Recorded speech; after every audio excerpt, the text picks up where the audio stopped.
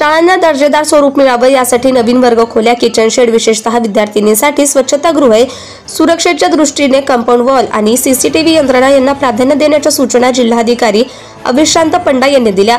दर्जेदार आणि सुरक्षित शाळा उभारण्यासाठी शिक्षण विभागानं प्रभावी नियोजन करण्याचं त्यांनी सांगितलं। जिल्हा शाळा सुरक्षा समितीच्या बैठकीत जिल्ह्यातील शाळा सक्षम आणि सुरक्षित करण्यासाठी आवश्यक असलेला निधी, नियोजन आणि धोरणात्मक बदलांबाबत जिल्हाधिकारी अविशांत पंडा यांनी आज सविस्तर आढावा घेतला। जिल्हा परिषदेचे मुख्य कार्यकारी अधिकारी सुहास गाडे, शिक्षणाधिकारी बाबासाहेब पवार आणि वासुदेव भुसे यावेळी प्रामुख्याने उपस्थित होते। बैठकीदरम्यान जिल्हाधिकारी यांनी विचारणा केली की शाळा सुरक्षित करण्यासाठी निधी देण्याच्या लेखाविर्षात धोरणात्मक बदल करण्याची आवश्यकता आहे का?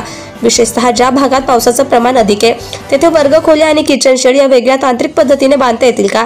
यावर तज्ञांचं मार्गदर्शन घेण्याचं त्यांनी सांगितलं। आतापर्यंत मंजूर निधीतून किती कामे प्रत्यक्ष सुरू झाली आहेत, किती प्रलंबित आहेत आणि त्यामागची कारणे काय आहे याची माहिती त्यांनी घेतली। यावेळी जिल्हा परिषदेचे मुख्य कार्यकारी अधिकारी सुहास गाडे यांनी लोकसहभागातून शाळांमध्ये सीसीटीव्ही बसविण्याचा प्रयत्न सुरू असल्याची माहिती दिली।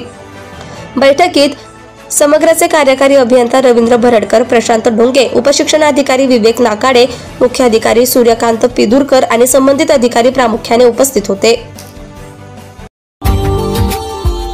Subscribe now and press the bell icon. Never miss an update.